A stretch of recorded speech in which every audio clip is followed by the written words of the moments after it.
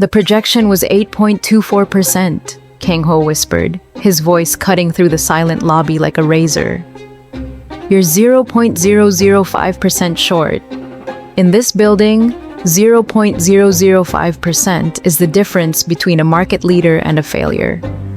Why are you smiling, Manager Kim? A man 5 feet away jumped, his face drained of color. I wasn't, sir. You were. You think failure is amusing? You're fired. Clear your desk by 10. No severance. Kang-ho turned back toward the private elevator without a second glance. Han Min-ji felt a surge of familiar adrenaline, a toxic mix of hatred and exhaustion.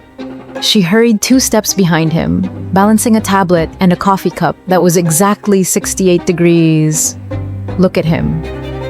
CEO Kang-ho, the Ice King of Seoul. He doesn't have blood in his veins. He has liquid nitrogen. One of these days, I'm going to throw this 68-degree coffee right in his handsome, arrogant face and walk out of here forever. The elevator doors hissed shut. The air inside was thick with Kang-ho's expensive cologne and the crushing weight of his expectations. The chairman is in your office, sir, Min-ji said, her voice a professional mask. Kang-ho's jaw tightened. Tell him I'm in a meeting. He's currently holding the elevator on the 42nd floor with his cane, she replied flatly. And he's threatening to fire the entire security team if you don't show up. The doors opened to the penthouse suite. Chairman Kang was standing there, leaning on a gold-topped cane, looking remarkably healthy for a man who claimed to be on his deathbed once a week. You ungrateful brat, the chairman roared. I'm dying. My heart is a ticking time bomb and you're worried about conversion rates. Your medical report from yesterday says you have the heart of a 20-year-old athlete, father, Kang-ho said, walking past him to his mahogany desk. Stop the drama. I want a grandchild. If you don't marry Yura by the end of the year, I'm pulling my shares. I'll hand the company to your cousin, Dong-wook. The room went cold. Pulling shares meant a hostile takeover. Kang-ho's hand gripped his fountain pen until his knuckles turned white. He looked at Min-ji, who was standing by the door, trying to become invisible. I can't marry Yura, Kang-ho said suddenly. He stood up and walked toward Min-ji. Before she could react, he wrapped a firm, possessive arm around her shoulders. Because I'm already seeing someone, Han Min-ji and we've been dating for 6 months. Min-ji's breath hitched. What? Dating? You crazy son of a... I haven't had a date in 3 years because I'm working 100 hours a week for you. My only relationship is with my laptop. The chairman narrowed his eyes. The secretary? You're lying to see your skin. Prove it. Kiss her. Min-ji's heart hammered against her ribs. Kang-ho leaned down, his face inches from hers. His eyes weren't romantic. They were a command. Play along or I'll ruin you. Not in front of my father, sweetheart, Kang-ho murmured, his breath warm against her ear. We have a professional reputation to uphold. He turned back to the chairman. We're keeping it private until the engagement is official. Engagement? The chairman and Min-ji gasped in unison. Get out, father. I have work to do. As soon as the doors slammed shut, Kang-ho dropped his arm as if Min-ji were toxic. Sir, you can't just use me as a human shield! Min-ji shouted, her professional filter finally snapping. I want to resign, right now. This is the end. Kang-ho didn't look up from his papers. Clause 44 of your contract, Min-ji. Early resignation due to personal reasons requires a 300 million won penalty for trade secret protection. Do you have 300 million won in your bank account? Min-ji felt like she'd been punched in the gut. That's 3 years of my salary. That's predatory. It's a contract you signed. Now, prep the boardroom. The Japanese investors arrive in 10 minutes. If we lose this deal, I'll make sure that 300 million becomes 500. A violent summer storm had rolled over Seoul, turning the sky a bruised purple. Inside the boardroom, the tension was even worse. The investors were unimpressed. Kang-ho was pacing like a caged tiger. Minji stood by the floor-to-ceiling windows, checking the live market feed. Suddenly, a massive crack of thunder shook the entire tower. Above the massive glass conference table, the heavy, ornate crystal chandelier groaned. Minji looked up. A steel bolt was shearing off. "Look out!" She didn't think. She lunged. She tackled Kang-ho just as the 300-pound fixture tore from the ceiling. They slammed into the floor, sliding across the polished wood as a deafening explosion of crystal shards rained down behind them. Silence followed. Minji was pinned under Kang-ho's heavy frame. Her head had hit the floor hard. Her vision was swimming with sparks. And then, a sound started. It wasn't in the room. It was inside her skull. A high-pitched frequency that suddenly tuned into a voice. "Is he dead?" "If he's dead, the stock drops 20 points," Director Park said in his mind. Then, a voice so clear it felt like a whisper in her ear. It was Kang-ho, but his lips were pressed thin in a hard line. "Is she breathing?" Her head hit the floor. "Damn it, Minji, open your eyes. If something happens to you, who's going to make my coffee exactly 68 degrees? My heart, why is it beating so fast? It's just the adrenaline. It has to be. She's just a secretary. A clumsy, brave, stupid secretary." Minji's eyes snapped open. She looked up at Kang-ho. His face was a mask of cold fury, but she could hear the echo of his panic. "Are you hurt?" Kang-ho asked aloud, his voice harsh. "You're clumsy. You could have caused more damage if you'd landed on the table." But Minji heard what he said underneath. "Thank God." She's awake? Her eyes, they're beautiful when they're panicked.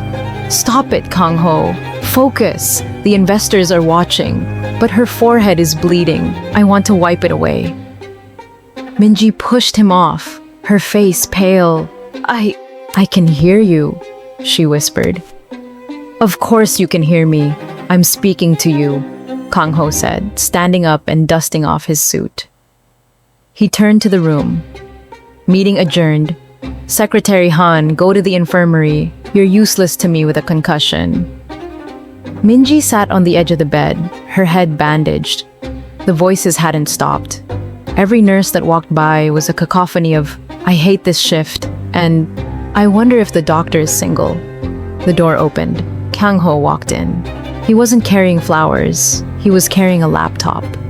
"The company needs the final draft of the marketing proposal by 8 a.m., he said, setting the laptop on her overbed table. "Don't think a little bump on the head buys you a vacation." Hate hospitals. They smell like my mother's funeral. She looks so pale. I should have brought those lilies I saw in the lobby, but that would be too much. I'll just stay for 5 minutes to make sure she doesn't die. If she dies, I'll never find another secretary who knows my schedule this well. Minji stared at him. A slow, predatory smile began to spread across her face. The fear she'd felt for 3 years began to evaporate, replaced by a sense of absolute, godlike leverage. "Sir," Minji said, her voice dripping with mock innocence.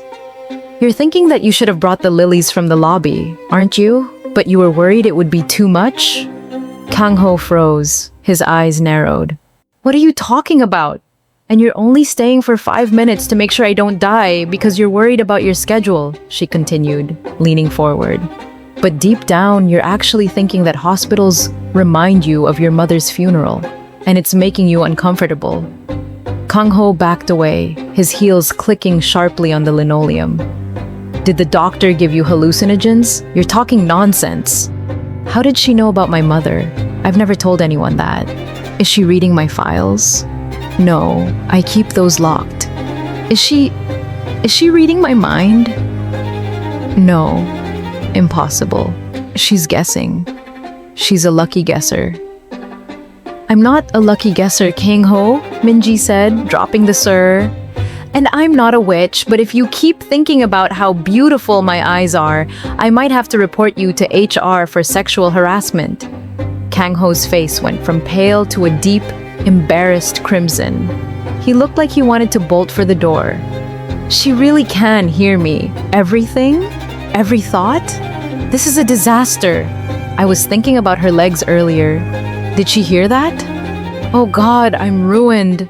Yes, Minji laughed, a genuine cold laugh that made Kang-ho shiver. I heard that too, about the legs. Very inappropriate for a CEO. I have a gala to attend, Kang-ho stammered, grabbing the door handle. Sleep. That's an order. I need to find a way to block her, or fire her. No, I can't fire her. She knows my thoughts. I have to keep her close. I have to keep her so busy she doesn't have time to listen. 300 million won, sir, Minji called out as he fled. I think we should discuss a raise instead, and I'm taking tomorrow off. The elevator doors opened, and for the first time in 3 years, Han Minji was not waiting with a 68-degree coffee. She wasn't even at her desk. Kang-ho stepped into the silent hallway, his eyes darting around. He felt exposed. Every time a staff member glanced at him, he wondered if they could see the cracks in his armor. She's late. She's never late. Is she at the labor board? Is she at a news station? If she tells the press I have inappropriate thoughts about her legs, the stock will tank before lunch. I should have deleted that thought. Can I delete thoughts? He reached his office door and hesitated. He pressed his ear against the wood. Is she in there? Waiting to pounce? Waiting to tell me what I'm thinking about the quarterly projections? You look ridiculous, sir! Kang-ho jumped, nearly losing his footing. Minji was standing behind him, wearing a sharp emerald green suit that screamed marketing director rather than secretary. She held a single cup of coffee, iced. You're late, Kang-ho snapped, regaining his composure. And what is that? I only drink hot Americano. The coffee is for me, Minji said, walking past him into his own office and sitting in the guest chair. And I'm not late. I'm renegotiating. My brain is currently full of your trade secrets, your family drama, and your very specific opinion on my wardrobe. I think that earns me a flexible schedule. Kang-ho slammed the door and locked it. He stood over her, trying to look imposing. What do you want, Minji? She looks powerful in that green, like a queen. No, stop it. Think about taxes. Think about logistics. Think about the boring, dry, industrial manufacturing of semiconductors. Minji suppressed a smirk. Hearing him try to force himself to think about semiconductors was like listening to a broken radio. First, I want a seat at the table for the Blue Core project, she said. Second, the fake engagement. If I'm going to play your girlfriend for the chairman, I want a 200% bonus and that 300 million won penalty clause shredded. Today. That's blackmail, Kang-ho hissed. No, sir, it's an efficiency adjustment. If you're worried about me reading your mind, just stop having thoughts you're ashamed of. I'm not ashamed. I'm a man. I have natural reactions. But she's right. If the chairman sees us together and she doesn't play the part, I lose JH Group. I have no choice. I have to tie her to me so tightly she can't betray me. Fine, Kang-ho said aloud.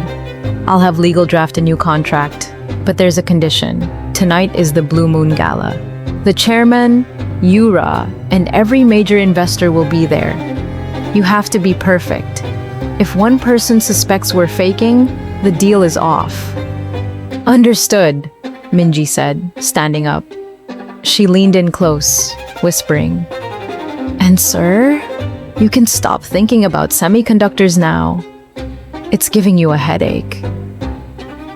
The drama shifted to a high-end Gangnam boutique. Kang-ho stood by the mirror, adjusting his cuffs while 3 stylists fluttered around Minji. Yura, the elegant but cold socialite the chairman wanted for Kang-ho, walked in. She looked at Minji with the disdain one might show a smudge on a window. Kang-ho, darling, Yura said, ignoring Minji entirely. The chairman told me about your little joke. A secretary. Really. I know you're trying to annoy your father, but this is beneath you. Kang-ho opened his mouth to give a scripted response, but Minji stepped out from behind the curtain. She wore a floor-length, backless black silk gown. She looked like a billionaire's dream. That little rat. Where did she get those curves? That dress costs more than her apartment. I'll make sure she spills red wine on herself within 10 minutes of arriving at the gala. Minji turned her gaze to Yura. The mind-reading hummed in her ears. Actually, Miss Yura, Minji said, her voice smooth as silk. Kang-ho likes that I'm beneath him. It gives him a much better view when I'm helping him handle the things you're too delicate for. And don't worry about the wine. I prefer champagne. It doesn't stain. Yura blanched. How did you... I'm very intuitive, Minji winked. The ballroom was a sea of tuxedos and diamonds. As Kang-ho and Minji entered, the room went silent. The Ice King was holding his secretary's waist as if she were the crown jewel of Korea. Minji looked around. The noise is deafening. It's like 1,000 radios playing at once. Greed, lust, fear. Everyone here is lying. They approached the chairman, who was sitting at the head table. You showed up, the chairman grumbled. Now prove to me this isn't a circus act. If you're really a couple, you should know each other's secrets. Ask us anything, father, Kang-ho said, his hand tightening slightly on Minji's waist. Kang began to panic.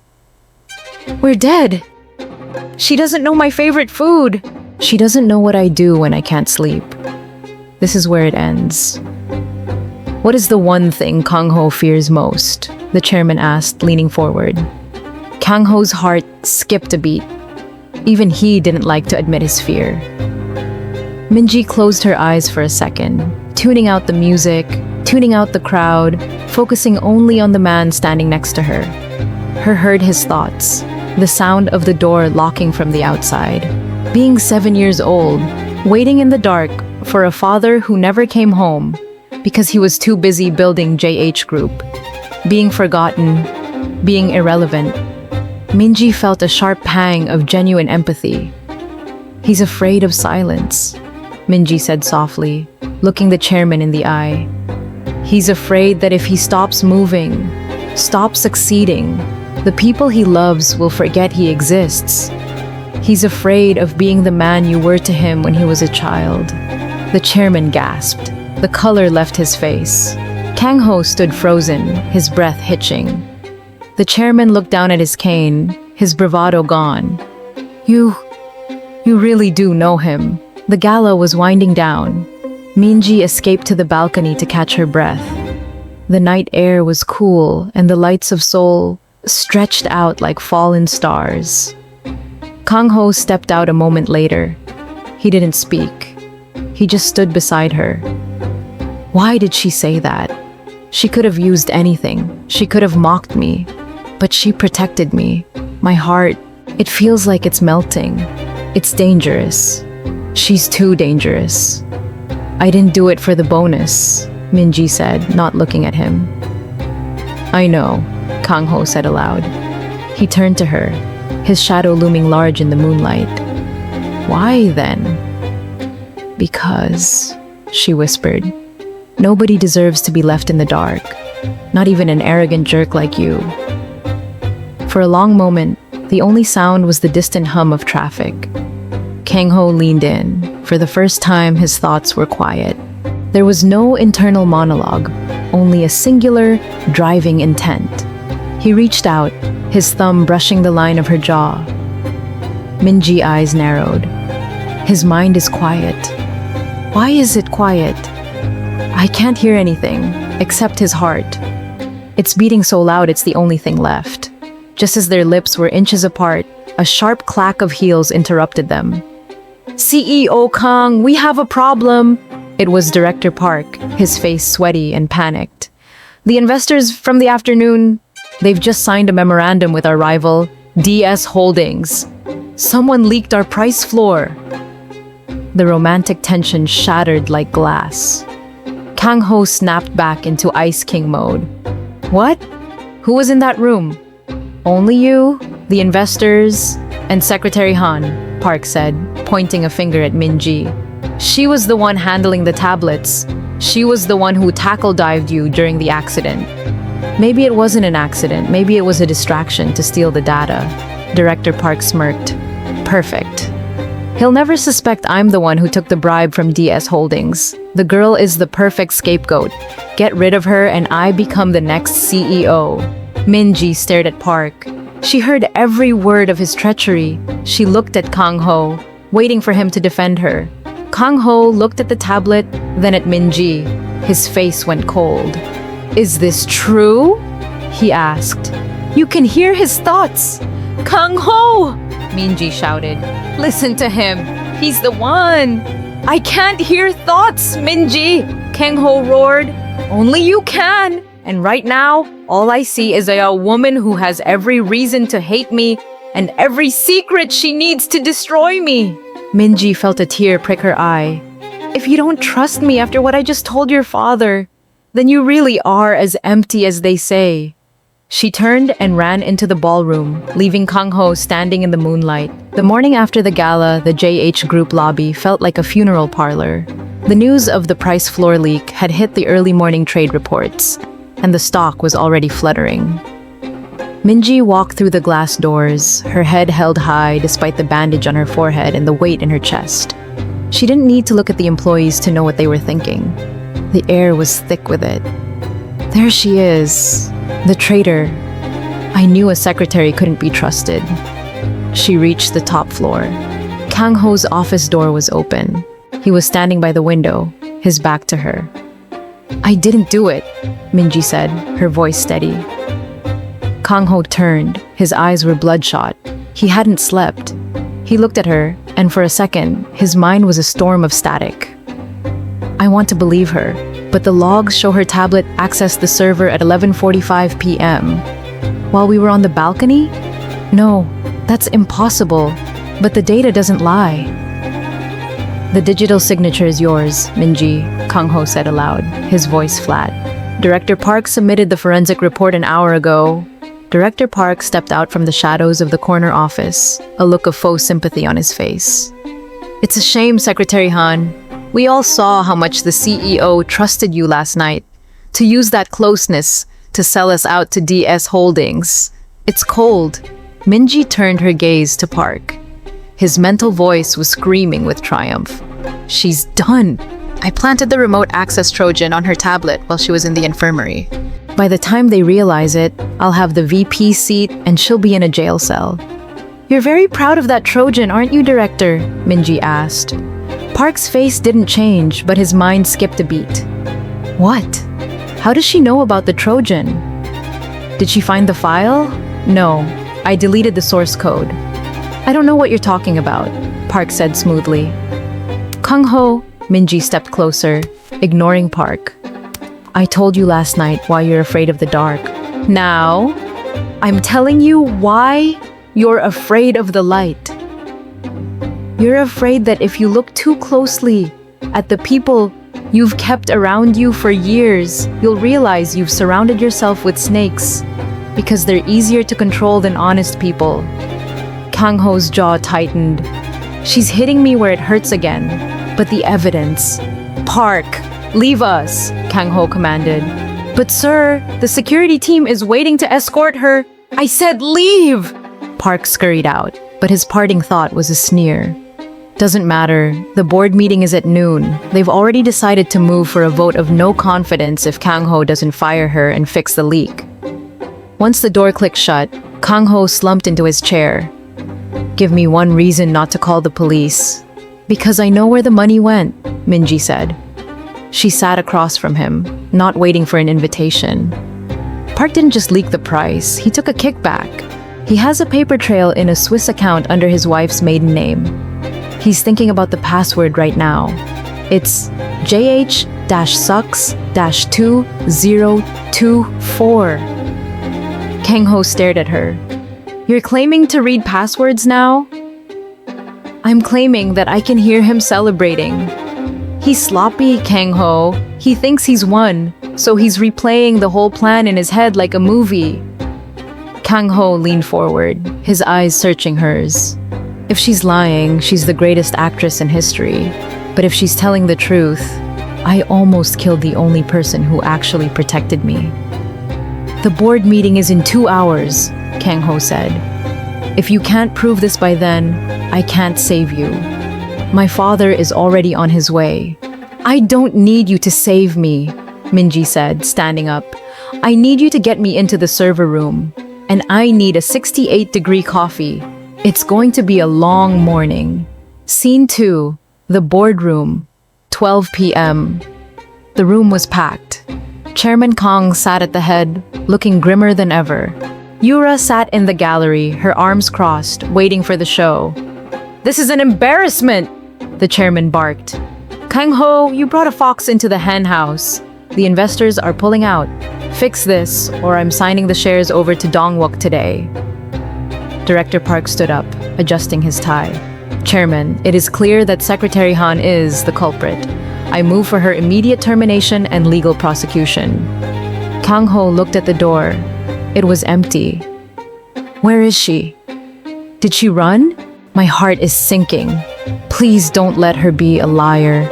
Suddenly, the projector screen hummed to life. It wasn't a marketing deck. It was a live screen share of a banking interface. What is this? Director Park shouted, his voice cracking. Minji walked into the room, followed by the head of IT. She wasn't wearing her blazer. Her sleeves were rolled up. This, Minji said, pointing to the screen, is Director Park's offshore account. And look at that. A transfer for 2 billion won from DS Holdings. Time-stamped 10 minutes after the price leak. The room erupted. Park turned white. How? I used a VPN. I used an encrypted browser. You forgot one thing, Director, Minji said, walking right up to him. You're so arrogant that you used the same password for your office locker as you did for your secret account. And you were thinking about that locker very loudly when I walked past you this morning. This is a fabrication, Park screamed, looking at the chairman. She's a hacker! She's framing me! Kang-ho, Minji said, ignoring the noise. Ask him where he was at 11:45 p.m. last night. Kang-ho stood up, his presence filling the room. Park, where were you? I was in the server room. No, don't say that. I was at home. Wait, did the security cameras catch me? I disabled the one in the hall, but did I hit the one in the stairwell? He was in the server room, Minji answered for him. And he's currently panicking because he can't remember if he disabled the stairwell camera. Kang-ho looked at the security chief. Check the stairwell, 11:40 p.m. to midnight. A minute later, the screen changed. It showed Director Park, wearing a hoodie, entering the server room using a master key. The chairman slammed his cane down. Security! Get this filth out of my sight! As the guards dragged Park away, he looked at Minji with pure terror. She's a monster. She's not human. How did she see inside me? The office was quiet. The crisis had been averted, though the stock would take a few days to recover. Kang-ho sat at his desk, staring at a blank wall. Minji walked in with 2 cups of coffee. She set a hot Americano in front of him. 68 degrees, she said. Kang-ho didn't touch it. He looked up at her. His mind was unusually quiet, a soft, low hum of regret. I let Park talk me into doubting her. I saw her save my life, and I still let a piece of paper shake my faith. I don't deserve her. You're right, Minji said, sitting on the edge of his desk. You don't, but I'm still here. How much did you hear? Kang-ho asked, his voice rough. Everything, from the second the chandelier fell until now. Then you know, he said, standing up. He walked around the desk until he was inches away from her. You know that I'm not just thinking about your eyes or your legs anymore. Minji's heart skipped. His mind was suddenly a flood of images. Her laughing at the hospital, the way she looked in the green suit, the feeling of her hand on his waist at the gala. It was a montage of growing obsession. I know, she whispered. Then hear this, Kang-ho said. He didn't think it. He said it. I'm tearing up the contract. No penalty. No 300 million won.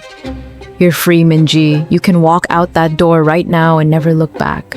Minji looked at the door, then back at him. Please stay. I've been in the dark for 30 years. Don't leave me back there alone. Minji reached out and took his hand. The chairman still expects an engagement announcement tomorrow. I'll tell him we broke up. I'll handle the fallout. I'd rather lose the company than keep you here against your will. Minji smiled. It wasn't the predatory smile from the hospital. It was something warmer. What if I don't want to leave? What if I want to stay and see what else is hiding in that Ice King brain of yours? Kang-ho's breath caught. He pulled her closer, his hands resting on her waist. Is this real? Is she reading what I want to do right now? Yes, Minji whispered, leaning her forehead against his. It's very real. And you should probably stop thinking about the desk. It's a very sturdy desk, but we're still in the office.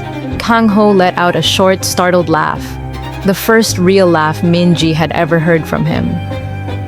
I can't hide anything from you, can I? Not a single thing, she said. But as they leaned in, finally closing the gap, a new voice cut through the silence. It wasn't Kang-ho's. It was a cold, sharp thought from the hallway. So the mind reading is real. My daughter was right. But if she can hear thoughts, she can be manipulated. We just need to find the frequency that breaks her. Minji pulled away, her eyes wide, looking at the closed door. What is it? Kang-ho asked, sensing her shift. We're not alone, Minji whispered. And whoever is out there, they know my secret. The warmth in the office evaporated. Minji's hand went cold in Kang-ho's grip. She stared at the heavy mahogany door, her ears ringing. The voice she'd just heard wasn't like the others. It wasn't a messy tangle of impulses. It was precise, cold, and aimed directly at her. Minji? What did you hear? Kang-ho asked, his voice laced with concern. A woman, Minji whispered. She knows. She said, they found the frequency that breaks me. Kang-ho pulled her behind him, his eyes scanning the empty hallway through the glass partition. If someone knows, we're not just dealing with a leak, we're dealing with an assassination of her mind. I have to protect her, but how do you fight a thought? Stay here, Kang-ho commanded. He strode to the door and flung it open. The hallway was empty, save for a faint trail of expensive, powdery perfume. Yura was standing by the elevators, her back to them. She turned slowly, a serene, terrifying smile on her face. Look at him, acting like a knight for a girl who's probably recording his every heartbeat. He has no idea that her gift is actually a curse I can turn against both of them. Minji stepped out into the hall, her eyes locked on Yura. It was you. You're the one thinking about frequencies. Yura didn't flinch. She didn't even try to hide her thoughts anymore. Instead, she began to hum a melody in her mind, a sharp, dissonant tune that vibrated in Minji's skull like a drill. Does it hurt, Minji? Yura's mental voice sneered. The more you listen, the more I can scream inside your head without opening my mouth. I've spent all morning with a specialist. It's called cognitive flooding. If I think loud enough, I can drown out your own sanity. Minji winced, clutching her temples. It was like a physical blow. Stop it! Minji gasped. Stop what, darling? Yura asked aloud, her voice sweet. I'm just standing here waiting for the elevator. Is your concussion acting up again? Kang-ho stepped between them, his face like stone. Yura, get out. You're banned from this floor. Oh, I'm leaving, Yura said, the elevator doors hissing open. But Chairman Kang is hosting a dinner tonight at the manor. He's invited a specialist to check on Minji's health. If she doesn't show up, he'll assume she's too unstable to be the face of JH Group. As the doors closed, Yura's final thought was a jagged edge. I'm going to make you hear things that aren't there, little secretary. By tonight, you won't know whose voice is whose. The chairman's manor was a fortress of traditional Korean architecture and modern opulence. The air was thick with the scent of pine and incense. Kang-ho gripped Minji's hand as they walked toward the dining hall. I shouldn't have brought her here. It's a trap. But if we run, we lose everything. I'll keep my mind quiet. I'll think of nothing but her. I'll be her anchor. I can hear you trying to be quiet, Minji whispered, her face pale. It's okay, Kang-ho. Your thoughts are the only thing keeping me grounded right now. They entered the hall. The chairman sat at the head of the table. To his right sat Yura, and to his left, a man in a clinical gray suit. Dr. Shin. Sit, the chairman ordered. Minji, you've had a rough few days. Dr. Shin is a world-class neurologist. He's here to ensure you're fit for the responsibilities of being Kang-ho's fiancé. Dr. Shin smiled. It was a sterile, empty expression. Interesting. The neural pathways are wide open. She's like a sponge. Let's see how much she can take. As the first course was served, the mental assault began. It wasn't just Yura. Dr. Shin began to project a series of rapid-fire, disturbing images and conflicting statements into the room's mental space. Kang-ho hates you. He's using you to get the shares. He was the one who leaked the price floor to test you. Minji dropped her spoon, the silver clattering against the porcelain. That's a lie, she muttered. Something wrong with the soup? The chairman asked. Minji? Kang-ho reached for her, but his touch felt distant. Look at his hand, doctor. Shin's mind projected. He's only touching you because he knows the chairman is watching. He thinks you're a freak, a monster, an idler. I'm not an idler, Minji snapped, standing up. The table went silent. The chairman frowned. Who said you were an idler, child? I did, a voice echoed in her head. It sounded exactly like Kang-ho. I think you're a freak, Minji. I can't wait to fire you once I have the shares. 300 million won? I'll make you pay 3 billion. Minji turned to Kang-ho, her eyes wide with betrayal. Is that what you really think? Kang-ho looked at her, his mind a void of confusion. What? I'm not thinking anything. I'm just worried about her. Minji, look at me. But Dr. Shin was mimicking Kang-ho's internal voice perfectly. She's breaking. Just a little more pressure. You want me to pay 3 billion, Minji shouted at Kang-ho. You think I'm a monster? Minji, stop! Kang-ho stood up, grabbing her shoulders. I'm not thinking that. Someone is playing with you. Look at the doctor! Minji looked at Dr. Shin. His mind was a chaotic whirlpool of gray noise, hiding his true intent. But then, she saw a flicker, a small, hidden corner of his mind that wasn't protected. It was a memory. A payment receipt from DS Holdings. Minji's breathing slowed. She realized the voices weren't coming from Kang-ho's heart. They were coming from the doctor's broadcast. It was a projection, a fake. She closed her eyes, tuning out the noise. She searched for the one thing that couldn't be faked, the echo of the dark room. The 7-year-old boy waiting for his father. She found it. It was buried under the doctor's noise, small but steady. I love her. I don't care about the shares. I don't care about the company. Just let her be okay. Minji opened her eyes. She looked at Dr. Shin and smiled. Nice try, doctor, she said, her voice dropping to a dangerous low. But you're 0.005% short on the impersonation. Kang-ho's heart doesn't sound like a machine. Yours does. She turned to the chairman. Your specialist is on the DS Holdings payroll, Chairman. He's currently thinking about the 500 million Yura promised him to make me look insane tonight. Dr. Shin's composure shattered. How? How did she find the receipt? I buried it. Check his phone, Minji said.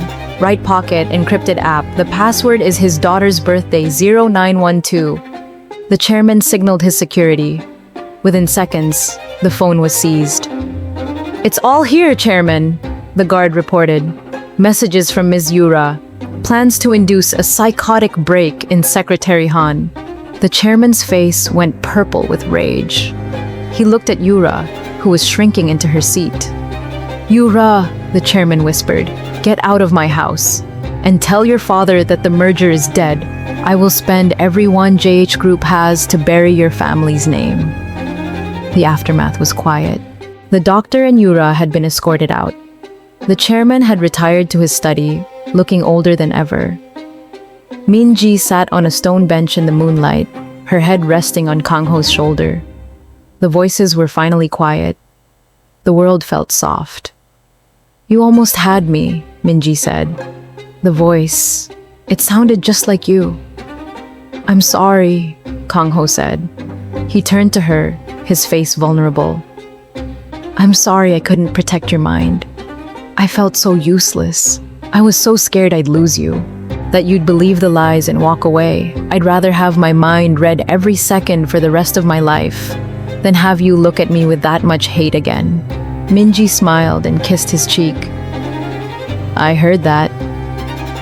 "I know," he said, finally relaxing. "So," Min-ji leaned back, a playful glint in her eyes. "Now that the fake engagement is practically a real one, what are you thinking right now?" Kang-ho looked at her, his eyes dark and focused. He didn't say a word. Oh, wow. That's very inappropriate for a garden." "Is it?" Kang-ho asked, a smirk tugging at his lips. "You're learning," she laughed. "You're learning to think at me on purpose." "I figured if I can't hide anything," Kang-ho said, leaning in, "I might as well make sure you enjoy the show." He kissed her, and for the first time there were no voices. No chairman, no villains, no secrets. Just the rhythm of two hearts beating in the same frequency. The lights of Seoul's skyline were still twinkling through the floor-to-ceiling glass, but inside the JH Group war room, the air was stagnant. Whiteboards were covered in aggressive red ink. DS Holdings had launched a creeping acquisition over the weekend, snapping up 12% of the floating shares. Kang-ho stood at the head of the table, his tie loosened, his sleeves rolled up. He looked like a man watching his house burn down from the inside. They're offering 20% above market value to the minority shareholders. If they hit 33%, they can veto any board decision. If they hit 51%, I'm out. JH Group becomes a subsidiary of a shell company. Min-ji sat beside him, her eyes closed, tuning into the room. The directors around the table were a cacophony of fear. "I should sell my shares now while the price is high. Kang-ho is sinking. I have a daughter in college. I can't go down with the ship." "The shareholders meet at 9 a.m., the CFO said, his voice trembling. "They aren't loyalists, sir. They're vultures. They'll take the 20% premium and run." Min-ji opened her eyes. "Then we make the meal taste like arsenic." Everyone turned to her. Kang-ho leaned in, his mind a sudden, sharp focus on her. She's got that look, the same look she had when she dismantled Director Park. She's going to do something insane, and I'm probably going to let her.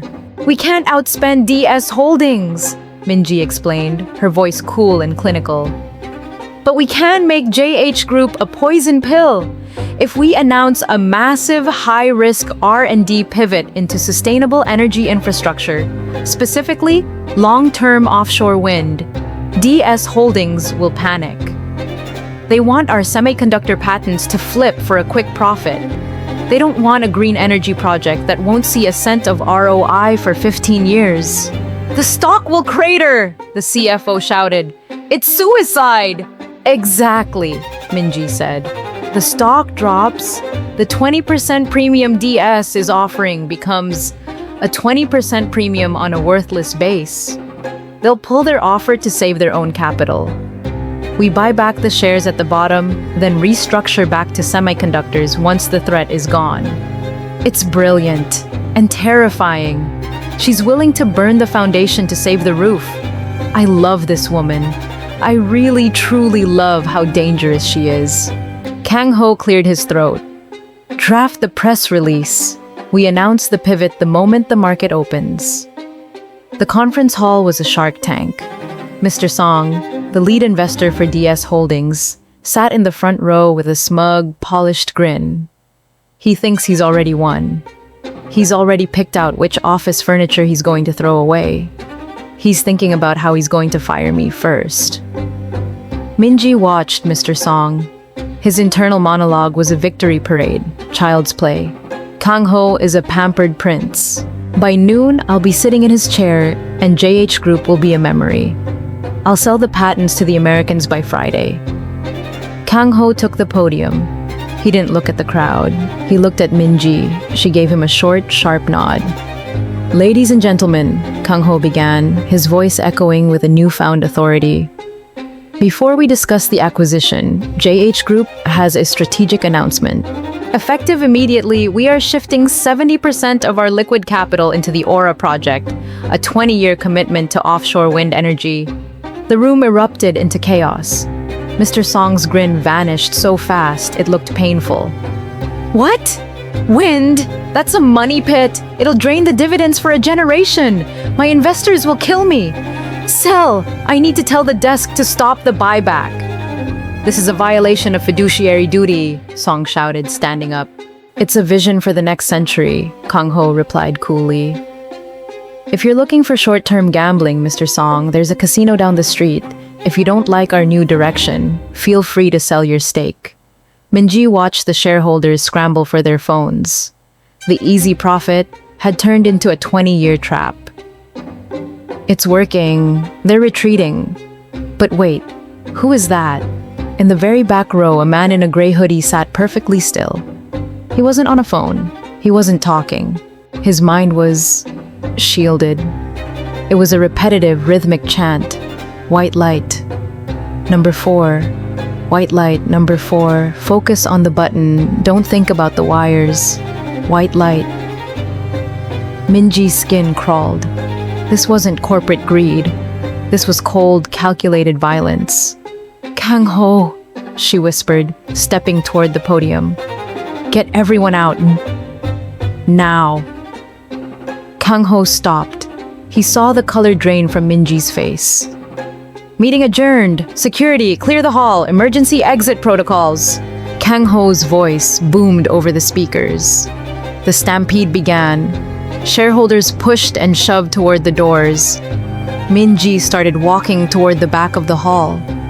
Minji, where are you going? Kang-ho grabbed her arm, trying to pull her toward the side stage. There's a man, she said, her eyes locked on the hoodie. He's blocking me, but he's thinking about a detonator. He's not here for the company, Kang-ho. He's here for you. The man in the hoodie stood up. His face was gaunt, his eyes rimmed with red. It was Manager Kim, the man Kang-ho had fired in the lobby on a whim for a 0.005% error. You don't even remember my name, do you? Kim screamed, pulling a small black box from his pocket. I gave 10 years to this company. My wife left me because I couldn't pay the mortgage. My kids are sleeping on a floor. If I'm a failure, I'm taking the king with me. The security guards stopped 10 feet away, their hands on their holsters. He's not bluffing. I can feel the heat of his anger. He's thinking about the explosive in the air vents. One click, and the tower falls. He thinks it's justice. Kim, listen to me, Minji said, stepping in front of Kang-ho. She didn't shout. She spoke with a soft, piercing clarity. Your daughter's birthday is next week. She's turning 6. Kim froze. How do you know that? I know you're thinking about the pink bicycle she asked for, Minji said, stepping closer, ignoring the guard's frantic signals to stay back. I know you're thinking that if you do this, she'll never have a father to teach her how to ride it. You'll just be a headline, a monster who blew up a building. I have nothing left, Kim sobbed, his thumb hovering over the red button. You have a future, Kang-ho said, stepping out from behind Minji. He looked at Kim, not as a CEO, but as a man who had finally seen his own reflection. I was wrong, Kim. 0.005%. It was a number. You were a person. I destroyed your life because I was too small to see that. I'll give you the severance. I'll pay the mortgage. Just let me make it right. I mean it. I've been a ghost in a suit for too long. If Kim dies, it's on my hands. I won't let another person break because of my pride. Minji felt the sincerity in Kang-ho's thoughts. It was a warm, steady light that pushed against Kim's darkness. Kim looked at the detonator, then at Minji. He saw the tears in her eyes. He let out a broken, guttural cry and dropped the box. Security swarmed him instantly, pinning him to the carpet. "Don't hurt him!" Kang-ho shouted. "Take him to the infirmary! Call his family! I'll handle the police!" The city of Seoul was like a carpet of lights below them. The poison pill had worked. DS Holdings had fled the burning stock, and JH Group was safe. Kang-ho and Minji stood on the rooftop, the wind pulling at their clothes. "You saved us," Kang-ho said. "Again."